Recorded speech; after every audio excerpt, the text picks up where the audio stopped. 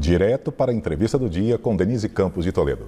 Nós vamos falar agora de economia, expansão de 1,2% do PIB no segundo trimestre, melhoria dos indicadores, perspectivas para 2023. Eu converso com Marcelo Kifuri Moinhos, professor da FGV, Escola de Economia de São Paulo.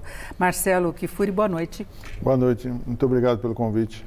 Eu é que agradeço. Vamos falar desse PIB que superou um pouco as expectativas, um crescimento forte do consumo das famílias, teve uma reação também de investimentos, a chamada formação bruta de capital fixo, e acaba reforçando aquela revisão que a gente já estava vendo, da previsão de crescimento maior para este ano, né?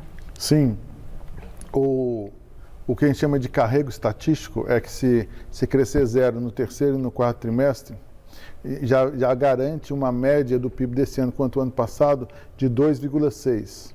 Então, e a cara do terceiro trimestre está boa. Então, não teve nenhum indicador hard data ainda, que é dados de indústria, varejo, serviço, mas todos os índices de confiança estão subindo bastante. O que me chamou a atenção foi o índice de confiança do consumidor, que deu uma bela recuperada. Ele estava vindo bem abaixo dos outros e em agosto ele subiu bastante, o que mostra que talvez comecemos aí o terceiro trimestre também. Já começamos o terceiro trimestre, mas não tem dado. Então, para os economistas, não começou ainda.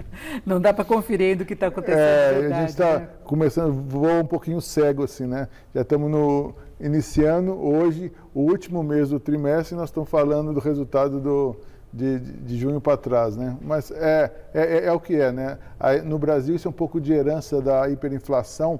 Os dados de inflação saem na mesma hora, os de atividade demoram bem mais. Agora, em relação à composição, a gente percebe a recuperação dos vários setores. A agropecuária cedeu um pouquinho, aliás, não veio bem no primeiro semestre, tem muito a ver com a soja, mas curiosamente, quando se pega os PIBs dos estados, os estados ligados mais à agropecuária foram bem. Tiveram um crescimento maior, né? Então, é um setor que teve alguns problemas, mas segue com um peso relevante aí no PIB, né?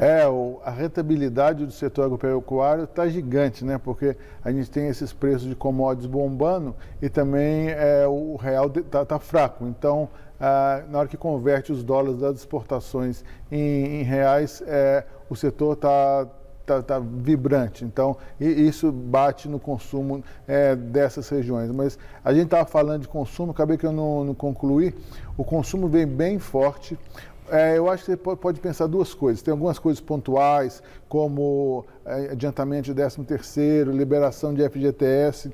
Mas a gente está vendo, se fazer um comparativo com os Estados Unidos, nos Estados Unidos houve uma grande transferência de recursos para as famílias. E o excesso o tanto que eles pouparam foi algo em torno de 12% do PIB. Então isso dá muita gás ainda aqui no Brasil também para as famílias consumirem o que elas não consumiram durante a pandemia, o que elas pouparam durante a pandemia.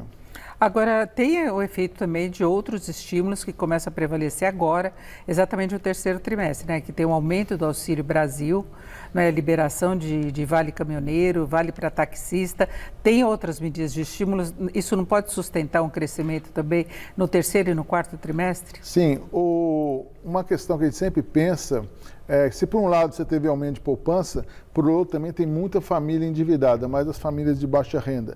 Então, se elas usarem parte desses recursos para pagarem dívidas atrasadas, pode ser que o impacto do Auxílio Brasil não seja tão grande. Então, a gente temos que conferir ainda. Mas, geralmente, mês que antecede a eleição, trimestre de eleição, a atividade econômica geralmente responde bem, porque tem todos os prefeitos que tiveram um aumento, os governadores que tiveram um aumento de arrecadação grande, esses todos vão inaugurar muitas obras, circula muito dinheiro na época de eleição, então eu acho que podemos ter ainda um pouco mais de fôlego no crescimento no terceiro trimestre, então seriam uns 4 trimestres com média de crescimento ao redor de 1%, o que é bem vigoroso aí para o Brasil, que a gente está vendo aí depois da crise de 15 e 16.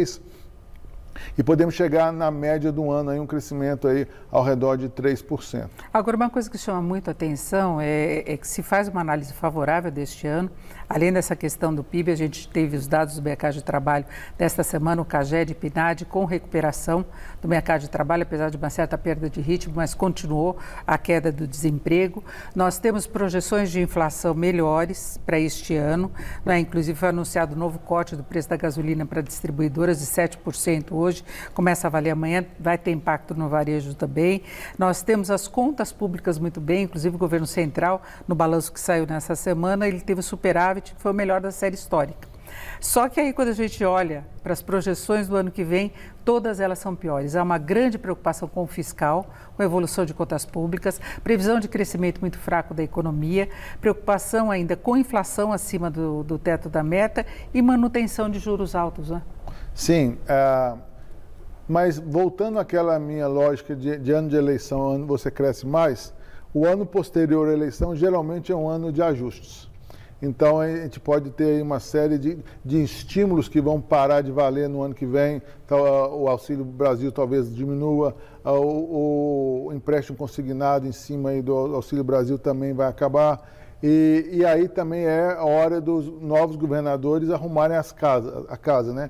Então, em relação ao que você falou sobre contas públicas, o que a gente está vendo é um grande aumento da arrecadação.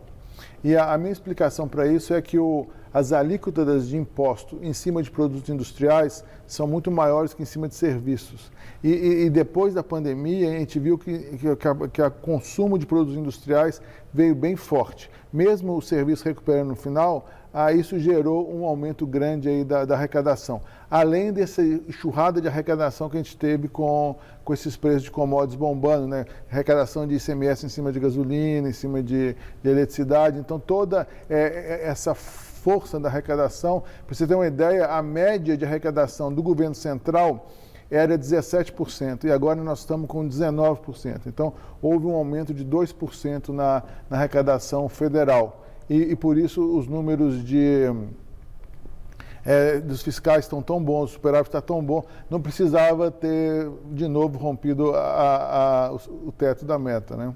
Exatamente. Agora, no ano que vem ainda há uma grande preocupação com relação ao cenário internacional. Você citou o quanto que o Brasil está ganhando com o aumento de preços de commodities, os preços estão caindo, inclusive do petróleo permitindo esse corte de preço dos combustíveis aqui no Brasil. Risco de recessão global com juros também altos, né, usados para tentar controlar a inflação. Sim, a gente olhando para 3 regiões, né, Estados Unidos, Europa e China. Os Estados Unidos... o Larry Summers falou uma frase muito interessante, ele falou assim, nunca os Estados Unidos conseguiu baixar uma inflação acima de 4, com desemprego abaixo de 4, sem provocar recessão. Então, se o Jerome Powell conseguir isso, ele vai ser um banqueiro central melhor do que o Volcker e que o Bernanke. Eu acho bem improvável. Então, mas a recessão dos Estados Unidos talvez aconteça no segundo semestre do próximo ano, tá? Então, os Estados Unidos vai ter que subir juros, a inflação lá talvez vai ficar até mais alta que a do Brasil pela primeira vez, nunca antes na história desse país. Mas, ok. Europa acho que está gerando bastante preocupação é a questão energética. Não só tem todo esse problema do gás da Ucrânia, como eles estão vivendo uma seca muito forte e então esse problema deve gerar um aumento de inflação. E, por outro lado, o Banco Central Europeu também está muito atrasado aí na subida dos juros. A gente está vendo isso com a paridade do dólar depois de muito tempo. Paridade dólar e euro, o dólar está mais forte do que o euro e também está ficando mais, se bobear, vai ficar mais forte que a libra esterlina. Então, a Europa com esse problema de energético muito grave. E China... vários problemas também. E as projeções de crescimento para a China devem ficar ao redor de 3,5%. Eles estão mudando lá o mix de política, ao invés de tentar diminuir o risco sistêmico do imobiliário, eles estão deixando isso de lado e tentando injetar dinheiro na economia para ver se recupera o crescimento. É o único país que não tem problema de inflação, mas tem outros vários problemas, como problemas climáticos, está tendo problema também, de novo, de novos surtos de Covid. Então, a situação na China de crescimento é preocupante para a China, né? 3,5% de crescimento para nós é um sonho, para eles A China interfere o mundo todo como um grande consumidor. Agora, Marcelo, para nós fecharmos, temos menos de um minuto. Você vê condição de um novo governo tomar medidas que possam criar um ambiente mais favorável ao crescimento, não cumprindo essa previsão de uma expansão abaixo de 0,5%? Eu acho que os graus de liberdade para o próximo governo não são tão grandes, tá? A gente tem aí o orçamento, mais de 90%, tudo marcado, né? Com pouca margem de manobra. Eu acho que seria, se crescer pouco, mas melhorar alguns ritos orçamentários, melhorar a qualidade do processo fiscal, já seria um grande avanço. E também, se a gente conseguir, enfim, fazer a reforma tributária. É garantir credibilidade, né? Porque isso interfere até em decisão de investimento. Se crescer um pouco abaixo do potencial no ano que vem, mas você preparar a casa aí para poder crescer um pouquinho acima nos outros anos, não é o fim do mundo. Perfeito. Eu conversei aqui com o economista Marcelo Kifuri Moinhos, que é professor da FGV, a Escola de Economia de São Paulo. Marcelo, muito obrigado. Uma boa noite. Boa noite. Até uma próxima. Com vocês.